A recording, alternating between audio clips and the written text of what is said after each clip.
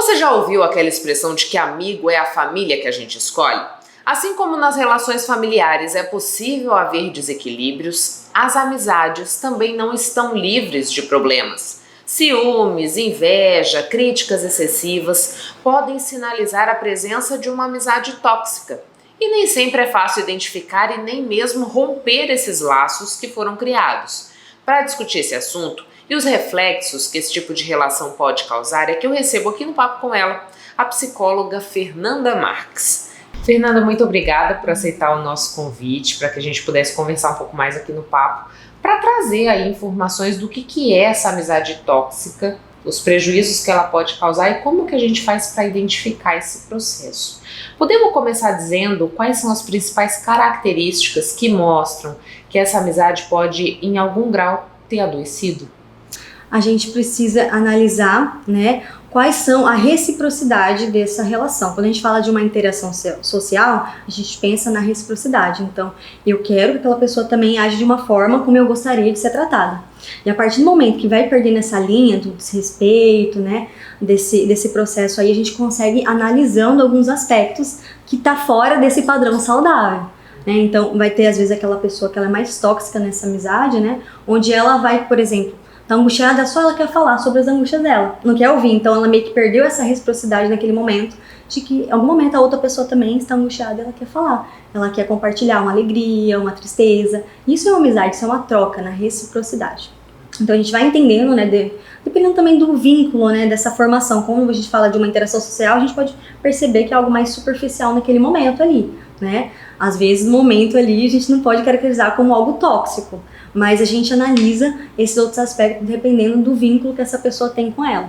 Geralmente, uma pessoa que ela tem uma personalidade assim mais dependente, ela vai ter mais suscetibilidade para estar numa relação assim mais tóxica, seja um relacionamento amoroso, uma amizade, né? Onde ela tem muito medo de ser rejeitada, então ela acaba aceitando tudo que a outra pessoa fala. Mesmo ela querendo outras coisas, ela não impõe limite, não fala o que ela quer. Então a gente vai percebendo também que é dos dois lados. Uma pessoa onde ela é completamente dependente, às vezes com medo de rejeição, medo de ser abandonada naquela relação, né? E a outra pessoa que se aproveita disso.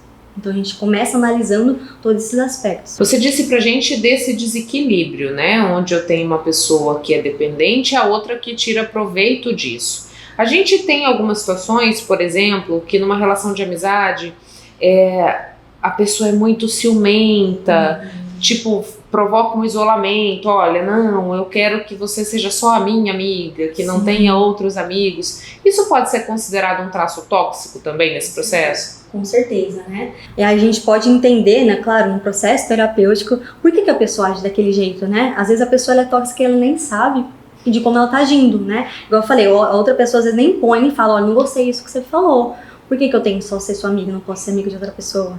Então, às vezes ela não percebe isso, e aí meio que as duas continuam naquela relação, pensando assim, as duas pessoas, né? Naquela relação, uma fazendo mal pra outra, porque uma permite, de certa forma, que a outra faça as coisas com ela, e a outra não percebe, né? Mas tem, sim, aquele traço daquela pessoa que ela faz isso, tirando proveito, sabendo dessa outra questão da outra pessoa. E sim, o ciúmes é uma característica, né, da outra pessoa, de achar que, você tem que ser só minha amiga, você não pode ser amiga da outra pessoa, se você sai com outra pessoa já fica brava, já gera um conflito ali que nem precisava, né, é um pensamento muito distorcido. Então essa pessoa que tem esse traço tóxico na amizade, ela tem uma interpretação muito tóxica, muito disfuncional, né, daquela situação. Então ela acha, talvez se ela ser amiga da outra pessoa, não vai querer mais ser minha amiga. Então vai naquela corrente ali, sabe, muito de conflito dos dois lados. Uma interpreta de uma forma, a outra também. Por isso que é interessante, quando a pessoa perceber que tá numa relação que talvez não seja tão saudável para ela, buscar a terapia, para que ela possa identificar e como que ela pode voltar para aquela relação ser mais saudável. Isso que eu queria te perguntar, né? Percebi que essa relação não tá legal, que tá fazendo mal, que me deixa numa situação desconfortável. É possível resgatar essa amizade para que ela volte a ser saudável? Ou isso é um caminho sem volta e o mais indicado é que eu me afaste dessa pessoa que me deixa nessa situação? A gente tem que analisar o nível de prejuízo que essa pessoa tá tendo com aquela amizade. analisar o sofrimento, né? Então vamos supor, se a pessoa ela tá numa amizade, que a outra pessoa é mais ciumenta, vamos supor, tá, mas qual é o nível desse ciúme? Essa pessoa ela te impede, ela vai ali, ela faz o quê? Justamente para impedir você ter outras amizades. A gente vai analisar primeiro cada caso, qual é o nível. Agora, se a gente analisar diante de uma amizade e que aquilo traz uma angústia muito grande a ponto de você não conseguir ser você mesma com aquela outra pessoa, porque você sente que a outra pessoa vai falar alguma coisa pra você, vai te cortar, aí a gente entende, peraí, como que se você não pode ser você mesma dentro de uma relação por medo da outra pessoa, do que a outra vai falar, sabe, pisando em ovos, aí a gente entende que talvez não seja uma relação tão saudável. E nesses níveis, né, dependendo do nível, a gente recomenda que se afasta da pessoa. Né, porque eu acredito sim que a pessoa ela pode evoluir, igual eu falei, a pessoa ela não percebe que ela tem um traço tóxico, né, numa amizade, mas pode ser que dependendo do traço da personalidade daquela pessoa, ela possa realmente ser uma pessoa, né, se aproveitar dessas situações. Então a melhor solução talvez nesse caso seja a pessoa se afastar, né, então, porque às vezes a pessoa não vai mudar o traço da personalidade dela, né, ela sabe que ela é tóxica, ela sabe que é isso e ela não vai mudar, e aí? A pessoa não precisa ficar numa relação dessa, e nem deve, né? Pela saúde dela, porque isso causa muito conflito, a pessoa fica muito ansiosa, angustiada. Às vezes ela realmente se afasta de outras pessoas, não, porque essa minha amiga é muito importante pra mim, então não vou me afastar, porque senão ela vai me afastar. Então, às vezes, dependendo, né, essa outra pessoa tóxica, ela pode gerar, assim, um tipo de manipulação. Aí a gente fala, não, peraí, como assim? Você tá sendo manipulada pra manter aquela relação? E a gente vai analisando, não dá pra falar assim, afasta ou não. Tem que analisar qual que é o nível que tá daquela amizade, por que a outra pessoa, né, essa que tá sofrendo, vamos supor aí, por que ela permanece nessa amizade também? Porque às vezes a pessoa ela tem esse medo de ser abandonada, que eu falei, né, e aí ela tá permanecendo, mesmo ela sabendo que não é saudável pra ela. Né? Quando você fala pra gente, Fernanda, essa questão do abandono, essa questão de um traço de personalidade que possa ser que não se modifique, você pode falar do perfil de cada uma dessas pessoas, se é que dá pra gente traçar um perfil de quem tá como vítima dessa amizade tóxica e como e o perfil dessa pessoa que é a amiga ou amigo tóxico, digamos assim? Vamos pensar o seguinte, quando eu falo dessa questão do medo de abandono, a gente entende que na nossa mente, né, de acordo com a terapia cognitiva, a gente tem algumas camadas, né, na nossa mente. Então, a primeira coisa que vem é os nossos pensamentos, né, diante da situação. A gente tem crenças que são na segunda camada, digamos assim, e as crenças mais profundas. Então, essa pessoa que tem um medo de abandono, pode ser, né, que ela tenha uma crença mais enraizada, né, de medo de ser abandonada. Várias questões, né, a história de vida daquela pessoa, por isso que ela construiu isso. Então, nas relações dela, na verdade, às vezes, se ela tiver essa crença, não é só numa relação de amizade, em outras relações também, né? Então, a gente analisa primeiro, então ela vai ter esse medo, então, primeiro pensamento do tipo, ela vai brigar comigo, ela não vai ser mais minha amiga, então eu tenho que fazer tudo o que ela fala pra eu fazer, aí entra numa segunda condição que ela coloca ali pra manter naquela situação. Então, se eu fazer tudo o que ela quiser, eu vou ter ela como minha amiga, uma condição que ela coloca, né? Então, eu tenho que aceitar, porque ela é a única amiga que me valoriza, e até a gente entra agora no outro traço daquela outra pessoa, que seria a pessoa tóxica dessa relação, que ela, às vezes, ela, de forma inconsciente, pensar assim, ela vai sempre mostrar para outra pessoa, né, quando ela percebe que a outra pessoa é muito dependente, ela pode ter esse traço ali de uma personalidade mais manipuladora, de falar, não, então eu vou falar para ela que se ela fizer tal coisa, por exemplo, sair com outras amigas, ter outras amigas, eu vou me afastar e ela vai se sentir sozinha. Então ela não vai fazer isso porque eu sei que ela não quer se sentir sozinha. Então ela vai usando esses artifícios, né, para manter aquela relação. Mas aí a gente analisa muito bem, se não dá para te falar um traço específico disso, porque a gente analisa, igual eu falei, às vezes a pessoa realmente tem um traço mais narcisista, por exemplo.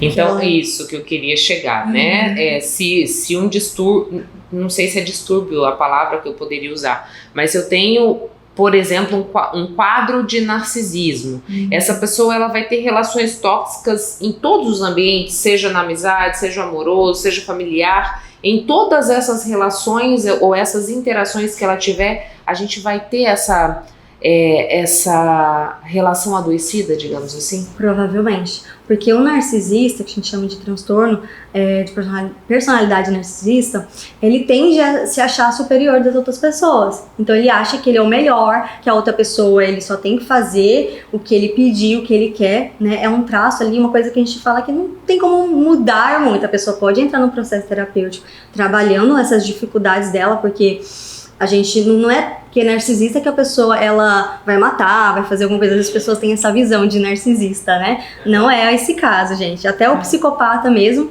ele nem todo psicopata mata, então não significa que o narcisista também é nessa personalidade. Mas ele geralmente vai usando as outras pessoas como ponte para chegar onde ele quer. Nesse caso, o narcisista. Então, provavelmente, se a pessoa realmente tiver um diagnóstico, ela vai agir assim em vários contextos da vida dela, né?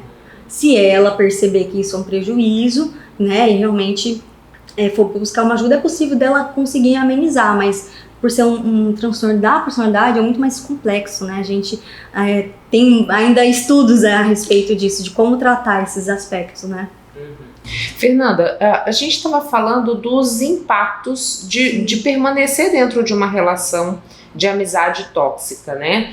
Por vezes a gente percebe que existe também uma crítica excessiva, né? Sim. Que tem uma questão de inveja.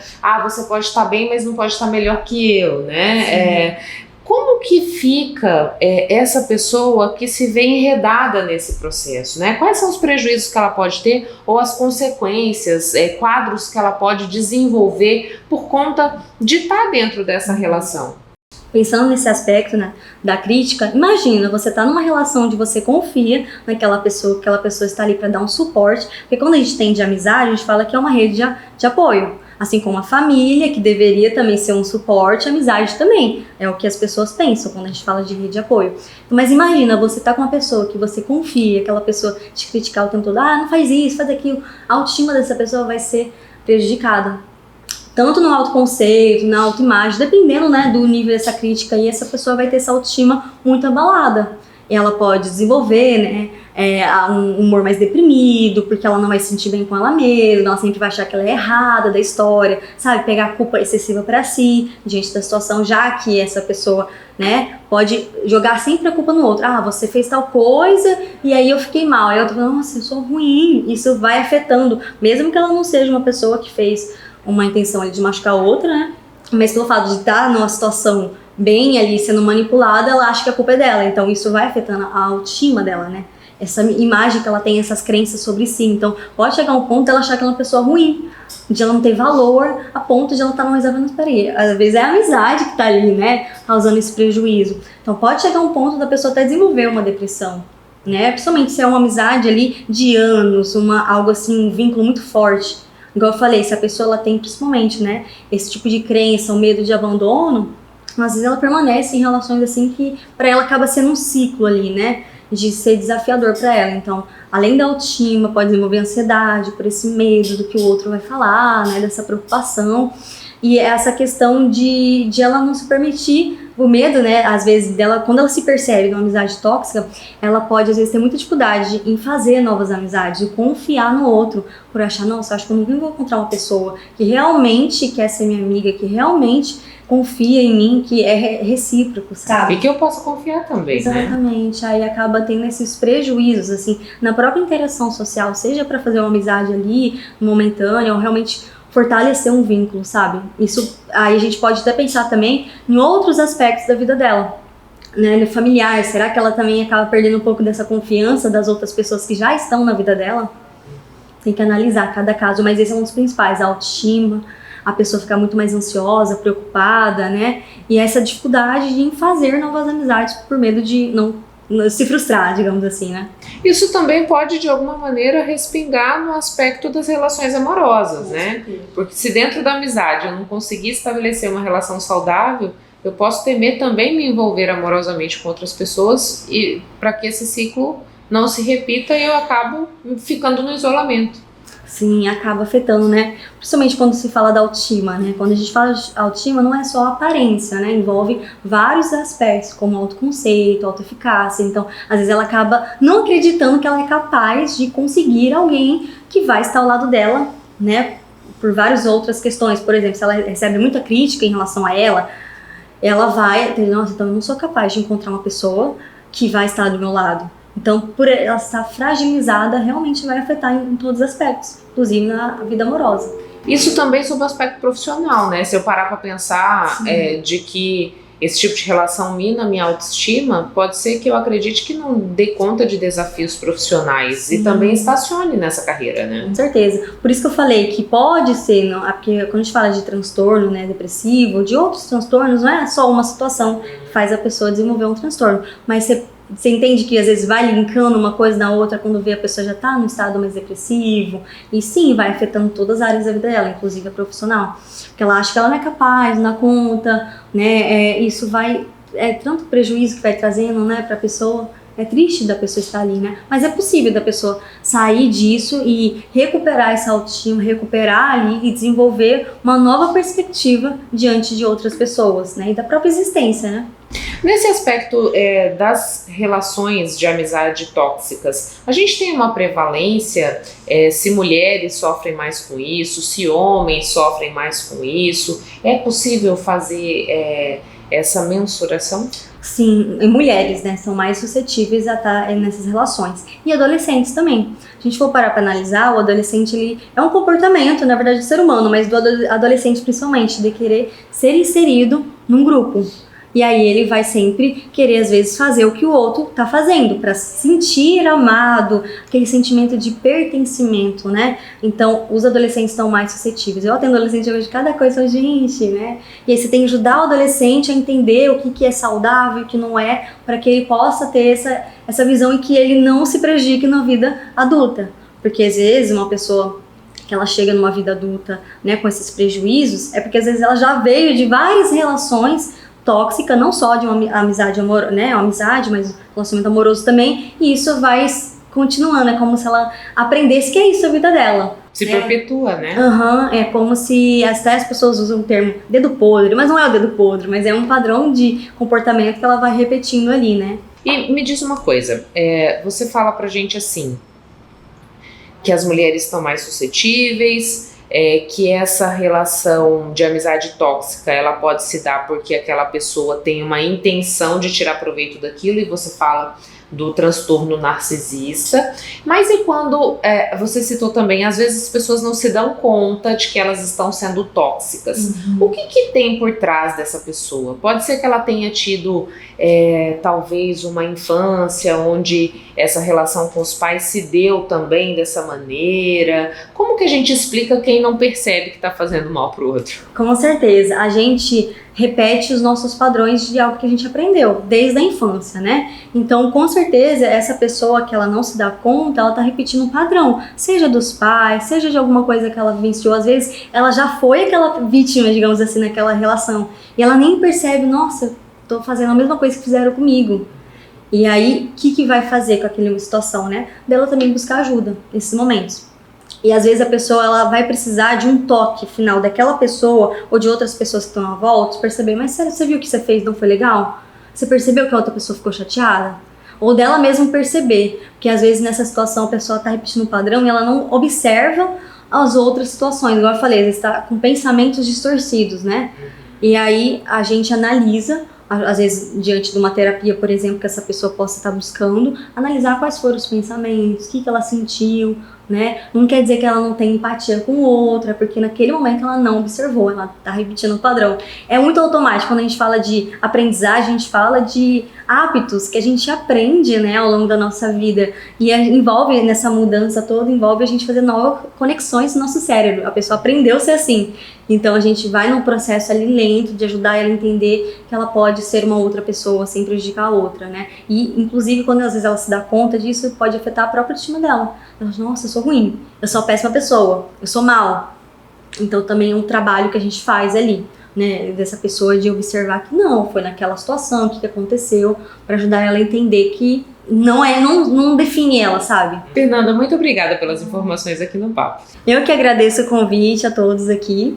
Muito obrigada, viu? O Papo com ela recebe a advogada Carmen Ornick, que passou por uma transição de carreira e hoje trabalha com desenvolvimento humano. Nesse processo, ela escreveu o livro Como Viver Sem Coitadice. E é sobre isso que a gente conversa agora. Carmen, muito obrigada por aceitar o nosso convite para que a gente pudesse falar um pouquinho mais aqui sobre o conteúdo que nós temos nesse livro que você escreveu, do Como Viver Sem Coitadice. A gente vê tanta gente que se coloca numa postura de vítima, né? De que a vida é culpada por tudo que acontece. Qual é o prejuízo de eu viver nessa condição, né? De não me responsabilizar e sempre estar terceirizando essa culpa?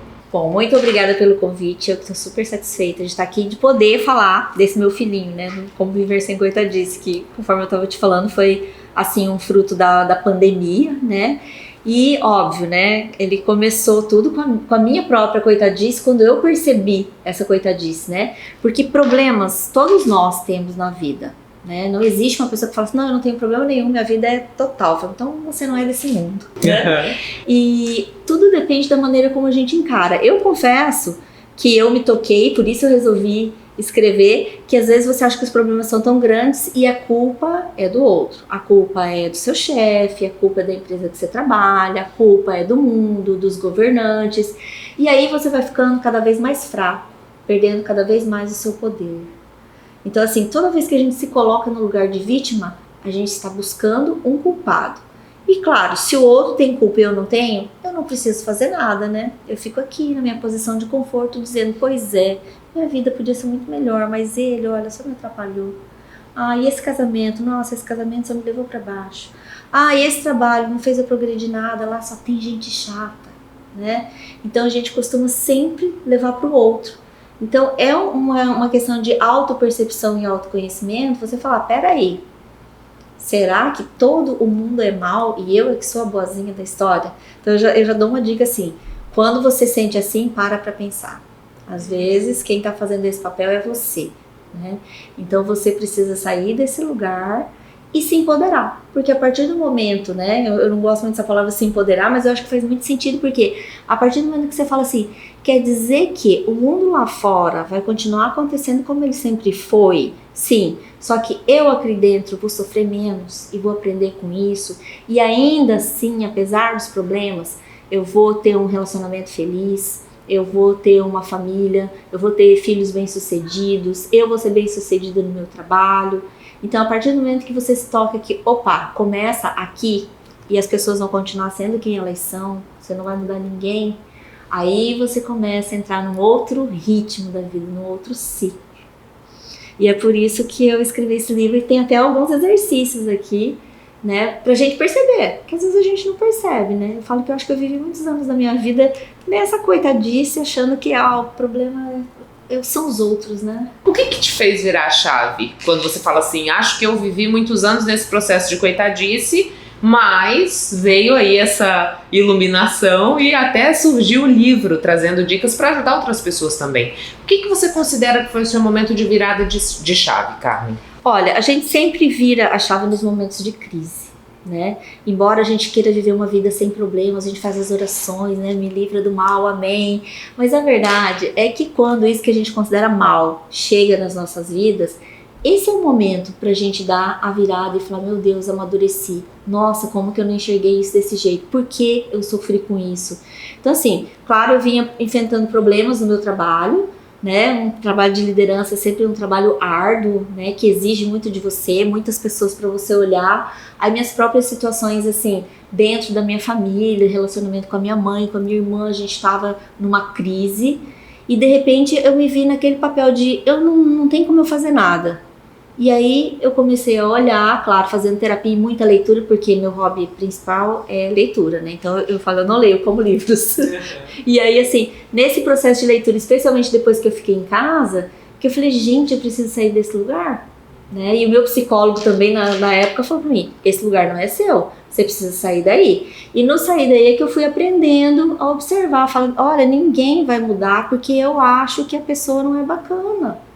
Agora, como é que eu vou sair dessa sem morrer? Porque muitas pessoas continuam, né? Aí adoecem, aí vem burnout, aí vem depressão, aí vem as doenças físicas, Por quê? Porque tem uma situação ali que elas simplesmente não sabem, não conseguem lidar e não conseguem ver saída. E de repente, a hora que eu comecei a buscar esse autoconhecimento e falar, nossa, mas de onde eu trago essa história? Aí entra toda a parte sistêmica também, né? Porque eu falo assim, algumas crenças, alguns paradigmas que a gente traz para viver a vida são lá de trás, lá das nossas famílias. A gente simplesmente repete. Só repete o padrão. E aí eu me observei também nesse movimento. E eu, né, comecei a fazer a pós-graduação de Direito Sistêmico também antes da pandemia. Aí parei, obviamente, e voltei depois da pandemia. Mas eu falo assim, eu já voltei numa outra maturidade, porque eu também percebi. Fala, tem coisa que eu tive que fazer vários exercícios e falar assim, ó, isso é seu, não é meu. Deixa eu seguir daqui pra frente. E aí é que veio eu escrever o livro para as pessoas saírem dessa situação de vitimismo, né? Porque depois que você começa a observar que o comportamento fica parecido e você começa a reconhecer em um, reconhecer em outro, eu falo, gente, quantas pessoas nessa situação. E o que eu acho mais engraçado é que quando as pessoas veem o livro, elas falam assim, nossa, eu conheço alguém que precisa disso, eu vou comprar o livro para dar para essa pessoa. Nunca sou eu, né? É sempre alguém. Aí eu sempre falo assim, por que você não leva para você também? Lê você também, faz os exercícios. Porque a gente tem isso, é coisa do ser humano, né? De falar assim, é o outro, né? Eu terceirizo, eu sou infeliz porque, imagina, com um relacionamento desse, como é que eu posso ir pra frente? Né? Com um problema desse de saúde, como é que eu posso ir pra frente? Com um problema desse com meu filho, como é que eu posso ir pra frente? Né? Então, é uma coisa bem interessante. Hoje ainda estava pensando, antes de vir para cá, que eu fui professora, né, do curso de Direito durante 10 anos. E eu lembro assim que os alunos me procuravam por questão de nota baixa, ou faltou no dia da apresentação do trabalho, ou tá história de faltas. E aí eles sempre te procuram contando uma história. E é uma história verdadeira, que a gente precisa respeitar e tudo. Mas você dava aquela coisa assim de parar pra pensar. E aí a pessoa queria o quê? Queria que você abrisse uma exceção de nota, uma exceção de entrega de trabalho, uma exceção de faltas, né? E aí você falava pra pessoa, olha, você tá vendo quantas pessoas tem aqui nessa sala? Tem, sei lá, 60, 100 alunos. Pois é, todos eles têm problemas. Mas cada um arrumou seu jeito de lidar com o problema para cumprir com as suas obrigações. Então assim, quando você entra no quadro de vítima, você fala, eu não posso fazer nada, essa professora aí, nem quebra meu galho. Então, essa coisa de problema todo mundo tem é uma ficha bem grande para cair, né? Porque em tempos de rede social, eu falo isso aqui, as pessoas estão o tempo todo olhando para a rede social e se comparando. Estão sempre vendo lá o gramado do vizinho verdinho, né? Que é, na verdade, editada de cada um, né? E aí vai lá no seu bastidor, no seu quintalzinho e fala, meu Deus, coitado de mim, como eu sou pobre, eu não tenho aquele carrão, eu não moro naquela casa, eu não faço sucesso, eu não ganho prêmio. E aí a pessoa vai perdendo suas forças cada vez mais. E não leva em conta que a rede social é um recorte, né? Aquilo não é a vida da pessoa o tempo inteiro, pode ser uma parte da vida, mas ela também tem os seus perrengues, né? Todo mundo tem, né? Quem tá nesse planeta aqui tem perrengue. E me diz uma coisa, Carmen, você disse assim, quando eu vejo essa situação se repetindo, né, uma pista para saber se a gente está nessa posição de vítima é essa recorrência, independente da relação, independente do lugar, tá sempre acontecendo a mesma coisa e o que não muda sou eu nessa equação? É por aí. Você olha e fala assim, nossa, eu vou sair desse emprego porque nesse emprego só tem gente chata. Vou lá pro outro, chego no outro e falo, meu Deus, aqui continua, os chatos me perseguem, né? Ou não, agora eu vou ficar em casa. Aí as pessoas de casa começam a ser os chatos. Aí eu resolvo empreender, vou ter meu empreendimento, os clientes são os chatos. Eu tô falando chato pra ser bacana, né? Porque tem os desrespeitosos, enfim, pessoas tóxicas, né? Então quando você começa a observar que isso tudo acontece sempre no lugar onde você tá, para e pensa. Olha, tô achando que sou eu que tenho que mudar em relação a todos os lugares que eu estou. Isso é uma bela pista de você ver repetir padrão. E às vezes a gente repete o padrão lá de casa mesmo, né? Eu sempre pergunto assim, quando as pessoas querem expressar raiva, por exemplo, diante de uma briga, de uma discussão. E aí eu pergunto assim, qual que era o padrão de raiva na sua família? Porque às vezes a pessoa tá repetindo isso, né? Porque se falasse isso, meu pai sempre ia agir assim, minha mãe sempre faria isso. E aí o que eu faço? Eu faço isso também. E foi assim que eu aprendi, né? Exatamente, né? É a questão do neurológico, né? A gente vai crescendo e os caminhos cerebrais vão sendo abertos, mostrando quando acontecer isso, você segue por aqui, quando acontecer aquilo, por ali. Mas de repente tem um momento que você chega num ponto de autoconhecimento tão bacana que você percebe e fala, rapaz, eu não preciso repetir. Gente, tem outra forma de agir, não precisa ser sempre assim ou sempre assado. Mas é claro, isso dá trabalho, isso dói, isso demanda tempo. E exige um outro conhecimento, um outro saber também, né? Acho que por isso que essa perspectiva de leitura, de absorver novos conhecimentos, também ajudam nesse processo, ou tô equivocada? Ajuda muito. Nossa, muito. Eu vejo assim na internet, tem muita coisa boa, né? Tem algumas coisas questionáveis, mas tem muita coisa boa. E em termos de mercado editorial, nossa, eu tenho ficado assim muito satisfeita, porque era tão difícil alguns anos atrás você conseguir publicar um livro, e hoje a gente tem uma facilidade grande e tem muita gente boa publicando. Tem muita coisa boa no mercado que te provoca, que te leva a essa mudança, né? Essa evolução. Porque afinal de contas nós estamos nesse mundo para evoluir, né? E a gente fala assim, mesmo aqueles que não buscam o autoconhecimento, a autoobservação, eles vão evoluir pela convivência com outras pessoas. Mas aqueles que se percebem e falam, eu quero passar por esse mundo complicado, difícil, eu quero passar de uma maneira diferente, mais leve, mais tranquila, aí ele começa a buscar. E hoje está fácil de encontrar. Né? Algum tempo atrás você tinha que viajar, ir para um lugar, para o outro, para você fazer um curso com um autor de livro, uma coisa assim. Hoje o autor de livro marca um encontro com você às 8 horas da noite e fala ali na sua sala, no seu escritório com você. Né? A gente tem acesso a esses grandes pensadores, que eu falo assim, são verdadeiros mestres pra gente, né? Então hoje está tão mais fácil para quem quer falar, opa, eu quero viver de bem com a vida. Mas é uma escolha. É uma escolha. Você fala pra gente que o livro traz alguns exercícios. Isso. Você podia citar algum que é possível assim pra gente fazer? Eu vou, deixa eu ver se eu acho aqui agora, mas tem um que eu gosto bastante, que o primeiro é de você se dar conta se você tá num nível de coitadice ou não. E depois é você olhar para uma situação, né, por mais difícil que ela seja, e reescrever uma frase de como você poderia estar pensando se não fosse daquele jeito, né? Então tem uma situação difícil que agora eu não vou conseguir lembrar de nenhuma, mas de você ter lá aqui uma situação que se afronta, né? Que a gente fala assim, uma realidade, e aqui a minha forma de enxergar aquela realidade. A minha forma de enxergar aquela realidade percorreu esses caminhos neurais, tem um histórico familiar, tem um histórico da sociedade que eu moro, o país, como brasileiro eu vejo isso desse jeito. Mas de repente você fala assim, essa realidade ela existe para mim, mas se eu mudar a minha forma de enxergar, eu falo muito dos óculos aqui, eu falo das lentes, se você trocar a lente, de repente você pode enxergar essa mesma realidade de uma maneira diferente. Isso é para todas as dores que a gente tem na vida, inclusive as mais difíceis, né? Que eu falo que é a dor do luto, de perder as pessoas, né? De você olhar para essa passagem como um fato natural da vida. Porque afinal de contas, desde que nós nascemos, a morte está aqui do nosso lado, né? Todo dia a gente morre. Todos os dias. Então assim, o que você prefere olhar? Você prefere olhar para a morte, para o fim, para a falência? Ou você prefere olhar para a vida? Então, um dos exercícios que eu coloco aqui é para reescrever isso, né? Como é que eu poderia enxergar isso de maneira diferente? É um processo. Nessa virada de chave também vem um novo caminho profissional, né? Voltado para esse desenvolvimento humano.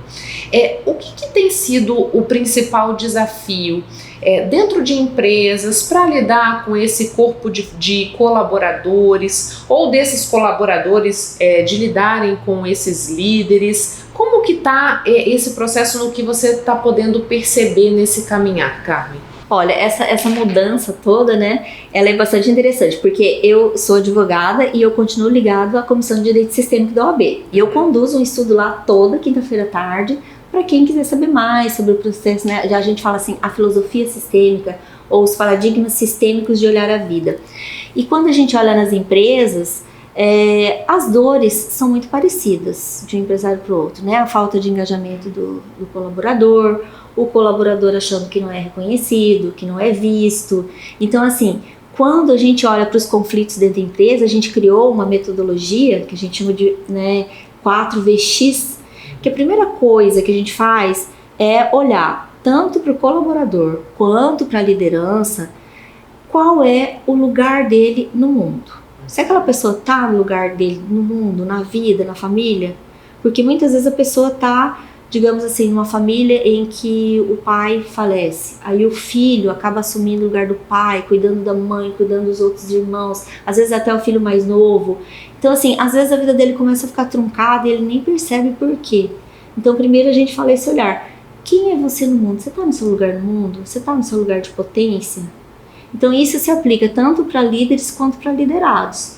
Quando a gente começou a empresa, a gente começou assim com a ideia de lidar mais com os liderados. Na pirâmide da governança, a gente falou, não, a governança toma as decisões, depois vem a gestão e os liderados. A gente vai trabalhar aqui, gestão e liderado.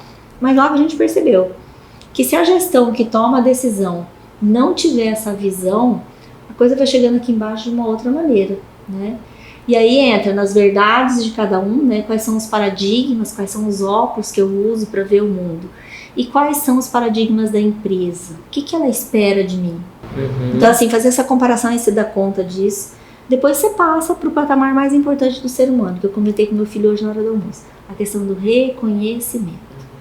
Não é um prêmio, pode ser até uma viagem para o exterior, mas nem precisa. É só um reconhecer, poxa, legal esse trabalho que você fez. Só que você só consegue esse reconhecimento que todos nós queremos como seres humanos a hora que a gente está no lugar certo. A hora que a gente entendeu quais são os paradigmas da empresa, qual que é a cultura daquela empresa, o que ela espera de mim. E eu estou no meu lugar de potência para entregar isso para a empresa? Então tem que ir assim, meio tudo junto, para a gente chegar no último quadrante que a gente fala, que é o valor. E o valor, não a coisa do valor quanto eu ganho, quanto eu sou remunerado, ou os próprios resultados da empresa. Claro que todo mundo quer dinheiro, né? A gente é físico, precisa comer, beber, vestir, andar, caminhar, e a gente precisa de hospital, de saúde, a gente precisa de dinheiro, e não há nada contra isso. Mas não é só o dinheiro. Tanto que eu estive num treinamento em São Paulo nesse final de semana, que era empresarial, e uma pessoa, uma consultora, trouxe essa situação, até de funcionários de empresa pública, com salários muito altos, querendo sair porque estão totalmente insatisfeitos. Então assim, você entrega aquele monte de dinheiro, mas ele não recebe o valor que ele entrega, ou ele não consegue perceber, ou ele não consegue entregar o que ele gostaria de entregar naquele espaço. É até se sentir útil, né? De repente eu não me sinto útil para aquele sistema. Eu posso receber o quanto for e aquilo não me preenche. No contexto pós-pandemia, eu vejo as pessoas assim, o que mais se fala hoje em termos organizacionais é a transição de carreira. Por quê? Porque as pessoas elas estão abrindo mão desses empregos, às vezes, que são maravilhosos, para viver uma coisa que no final do dia ela se sinta feliz com o que ela fez. Né? Então eu falo, o desafio da empresa do século XXI é ser esse lugar, respeitar esse ser humano como colaborador, e o colaborador entender a empresa que se ela presta um serviço, seja ele qual for, ele faz parte daquela entrega e ele é importante para aquele produto que vai para o mercado, que vai entregar para a humanidade, né?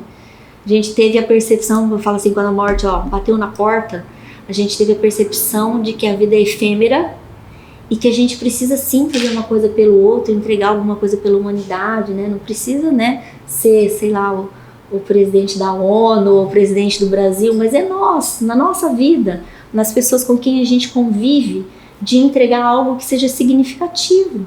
E falar assim, olha, o seu trabalho fez a diferença. É de entregar o nosso melhor mesmo, né? De não estar só a passeio. É isso. E eu falo, infelizmente, algumas pessoas trabalham só para pagar boleto. Essas pessoas são sérias candidatas à depressão, a burnout, a doenças. Aí fala, eu não sei por que eu fiquei doente. Mas se dedicou uma vida e fala assim, por que você trabalha? Vou lá de manhã, faço o que eu tenho que fazer, no final do mês tem boleto para pagar. Mas e a satisfação de você fazer o que você faz? Não, é super chato, eu não gosto. Fala, então, olha, acorda, procura o que vai te deixar feliz. Porque a gente veio nesse mundo é para brilhar, né? A gente não veio para ficar escondido, né? Pensando só em pagar boletim aqui, boletim ali e tal, né? Carmen, infelizmente o nosso tempo chegou ao fim. O papo estava ótimo, exato, mas eu vou te convidar para voltar aqui para a gente conversar mais, porque acho que é um assunto muito pertinente e que vai acrescentar na vida de muita gente que assistiu. Legal, assim espero. Eu e meu marido, assim, quando a gente abriu meu sócio, vou falar meu sócio, tá?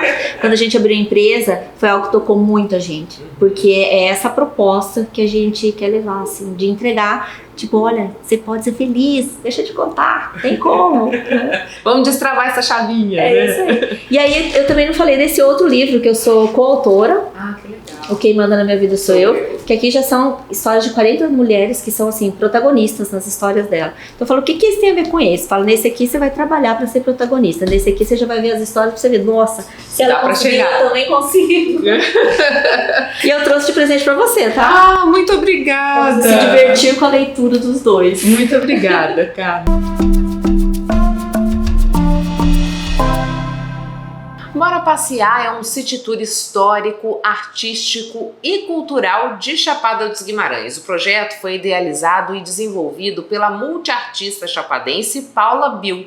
A programação do passeio é cuidadosamente elaborada para levar os participantes a locais emblemáticos da cidade. Quer conhecer Chapada dos Guimarães de um jeito diferente? O projeto Bora Passear é uma excelente opção. Uma visita guiada que explora todo o movimento cultural e turístico da cidade e ainda conta muita história. O Bora Passear, ele é tanto para moradores, né, que queiram saber mais da sua cidade, da história, e que também querem revisitar memórias, né, lembrando de personalidades, locais que hoje, por exemplo, já foram modificados, como para turistas, educadores, né, porque traz também essa questão de informação, de conhecimento. A gente sempre passa de carro, a gente nunca para prestar atenção na cidade, no ritmo da cidade, nos cantinhos que guardam segredos e belezas que a gente acaba não vendo enquanto a gente está nessa correria toda, né? Então, o turismo de experiência que o Bora Passear está promovendo traz essa nova visão, essa nova perspectiva da cidade enquanto uma cidade cultural, uma cidade histórica, né, ancestral também. E, para além disso, ela vai empregar também uma série de artistas e serviços. Então, para mim, foi uma experiência muito interessante, porque a gente tem música, a gente tem performance, a gente tem cururu e siriri, a gente tem belezas naturais, a gente tem patrimônio histórico e cultural. Então, a gente tem todo um conjunto, né, e uma experiência também dentro do Espaço Casa de Vó, que traz esse aconchego também da família e da ancestralidade. Com o intuito de preservar a memória da cidade, as ricas histórias por trás das pessoas, dos monumentos, pontos culturais e turísticos estão sendo contadas pelo Bora Passear. Esse primeiro roteiro ele foi pensado para trazer a parte principal da história, né, de Chapada, iniciando aqui pelo centro da cidade até o bairro Santa Cruz. Ele tem a potência de manter, preservar a memória da cidade, né, preservar personalidades históricas, locais, né, que tem representatividade para a história da cidade. Trazer um projeto como esse, né, o Bora Passear, é resgatar essa cultura, resgatar essa história, né, das construções antigas que a gente vê se perdendo com essa modernização que vem chegando, né, e aí vai se perdendo uma casinha que cai, uma praça que é modificada, as pessoas elas vão morrendo, né, os mais idosos vão morrendo e vai acabando com essa história também, né? E se ela não é contada, se não é passada para os mais jovens, né, assim como a arte, né, o siriri, entre outras coisas, e isso vai se perdendo. E a cidade, como é uma cidade turística, ela é complementar. A gente tem a parte das belezas naturais, um banho de cachoeira nesse calor que existe aqui no Mato Grosso, e também um pouco da nossa história e da nossa cultura, trazendo isso para a população, para os turistas, né, para os visitantes e também para a população local, né? Então, se a gente valorizar nossos artistas, valorizar nossos contadores de história, valorizar as pessoas que conhecem a arquitetura, conhecem o patrimônio histórico. Então, cada turista que passar aqui e passar para o cenário que a gente fez hoje, com certeza vai ter um ganho muito importante para a nossa cidade. O City Tour é para todos que desejarem, para moradores e turistas. É um negócio criativo que começou com um projeto apoiado pela Secretaria de Estado de Cultura, Esporte e Lazer de Mato Grosso. Eu achei muito interessante todo o City Tour, porque passa através de lugares, faz a gente relembrar nossas histórias, né, dos nossos antepassados e faz a gente reviver isso. Tem pessoas que nem conhecem alguns pontos turísticos, não conhecem, né, nossa cultura. Então é importante que esse projeto seja divulgado para que essas pessoas possam conhecer, né, e principalmente conhecer a nossa cultura. Se você quiser passear com essa turma, fique ligado nas redes sociais para saber sobre as próximas datas do City Tour. Há uma lista de espera que você pode entrar mandando uma DM no Instagram, @BoraPassearMT. Esse roteiro já está disponível, então se você tem interesse em participar, pode entrar em contato lá no Instagram, no link da bio, você pode clicar lá e enviar uma mensagem pra gente. É @BoraPassear, sem o R no final, MT. O lodo originado do esgoto produzido em Cuiabá ganhou uma nova finalidade. Agora ele se transformou em adubo. A substância é distribuída gratuitamente aos agricultores familiares aqui da capital, que recebem também toda a assistência técnica da Empaer. Todo o esgoto coletado pela rede pública de saneamento, que chega até a estação de tratamento de esgoto da região do Tijucal, está recebendo um novo destino. O projeto Biolodo, transformando lodo em adubo, já gerou mais de 85 toneladas de adubo sustentável. O projeto Biolodo já era uma vontade há tempos da Iguar em trazer como realidade, considerando a necessidade de dar um destino sustentável a todos os produtos que são gerados no processo de tratamento de esgoto, né? Geralmente, esse lodo que a gente gera na estação de tratamento, eles são destinados para aterro sanitário, que é uma destinação correta ambientalmente, mas que não traz esse nível de sustentabilidade que a reutilização no processo de agricultura ele proporciona, né? Então, desde a nossa etapa de início de preparo até a aplicação, já foram 87 toneladas distribuídas de biolodo, contemplando ao todo 7 pequenos agricultores aqui da região de Cuiabá. O biossólido é o resultado da transformação do lodo em adubo. É um processo lento que leva cerca de 26 meses para ser produzido. Além de sustentável, ajuda a aumentar a produtividade de pequenos agricultores. A gente percebe que ele tem uma qualidade, por ser muito rico em nutrientes, né? Rico em material orgânico que foi produzido na estação de tratamento. Então, quando o pequeno agricultor colocou como fertilizante em suas culturas, já se percebeu um ganho de em torno de 70% na produtividade. Todo o adubo produzido segue rigorosas análises biológicas para não haver risco de contaminação. O projeto conta com a ajuda da Secretaria de Agricultura e da Empaer para identificar os agricultores que desejam receber esse material. A Secretaria de Agricultura identifica aquele pequeno agricultor, dá o apoio técnico, junto obviamente com o Empaer, para verificar a viabilidade e a necessidade, indica para a gente qual é a área, a gente vai com a nossa equipe técnica, faz um estudo ambiental, faz um projeto agronômico que vai indicar o que ele precisa receber de biolodo, em que condições, em qual área, e aí em si a gente vai lá e destina para essa utilização. Você sabia que pode contribuir para esse projeto tomando alguns cuidados na sua casa? Ter uma caixa de gordura antes da rede de esgoto? Não jogar gordura e lixo diretamente na rede coletora e separar a água da chuva pode ajudar. Para a gente produzir o biolodo com qualidade, a gente precisa que a estação esteja funcionando perfeitamente.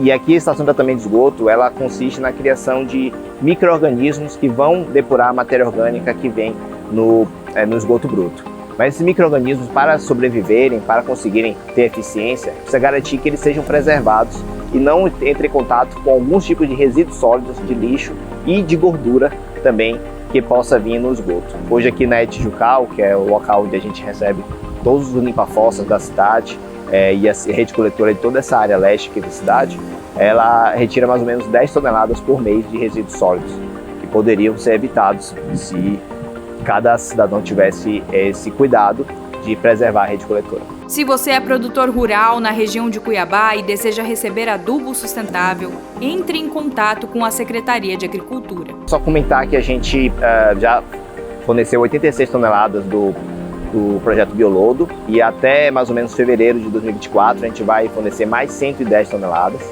E esse material é totalmente gratuito, voltado para o pequeno agricultor de Cuiabá, e que todo mundo que tiver interesse nesse produto, que entre em contato com a Secretaria de Agricultura, que eles fazem um cadastro do pequeno agricultor, vai até lá, faz uma análise do seu solo, faz uma análise das suas condições, e não só esse benefício do biolodo, como outros pode ser fornecido para o pequeno agricultor. Diariamente, o Hospital de Câncer de Mato Grosso alimenta pacientes e acompanhantes daqueles que estão em tratamento. Nesse momento, a unidade de saúde precisa de doações de alimentos para conseguir atender essa demanda existente. Confira como você pode auxiliar nesse processo. O Hospital de Câncer de Mato Grosso está arrecadando alimentos e você pode ajudar. Os itens básicos estão em baixa. Qualquer doação é bem-vinda. A nutrição aqui do Hospital de Câncer, né, a gente sobrevive quase que exclusivamente das doações. Então, tudo que a gente fornece para pacientes, acompanhantes e funcionários, tudo que é servido, né, de acordo com as doações que a gente recebe. Daí a importância, né, da gente fazer essa divulgação para conseguir arrecadar esses alimentos. Então, semanalmente, a gente tem o estoquista, que ele avalia os estoques e aí ele me passa, né, olha, os produtos que estão em baixa são esses, e aí a gente faz uma lista, né, e aí essa lista eu encaminho para a central de captação, e aí o marketing desenvolve, né, aquela lista e passa para a rede social, né, para a gente divulgar e conseguir arrecadar aqueles alimentos que estão em baixa no momento. Os alimentos em baixa no momento são os de uso diário, como arroz, feijão, sal, óleo e fubá. Mas você pode doar qualquer item. Basta entrar em contato com a central de captação. Num total, a gente fornece em torno de 1.000 refeições, né, entre pacientes, acompanhantes, funcionários e também pacientes e acompanhantes que estão em quimioterapia, né, que não estão internados, mas passam o dia aqui no hospital em quimioterapia, a gente também fornece para eles. Então, dá um pouco mais de 1.000 refeições por dia. Para pacientes internados, em torno de 500 refeições. Para pacientes são fornecidas 6 refeições, né? Que é o café da manhã, aí a gente manda a colação, que é o lanche da manhã, o almoço, a merenda, né? Que é o nosso lanche da tarde, o jantar e a ceia. Então, os pacientes recebem essas 6 refeições. E os acompanhantes recebem o café da manhã, o almoço e o jantar.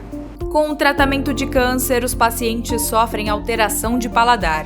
E de maneira muito gentil, a nutrição do hospital se dispõe a preparar pratos individualizados àqueles que precisam. E eu tenho um paciente que não quer comer o frango, que não gosta de frango, às vezes por conta, né, do próprio tratamento, dessa mudança de paladar, dessa alteração, ele, mas hoje eu queria comer uma panqueca.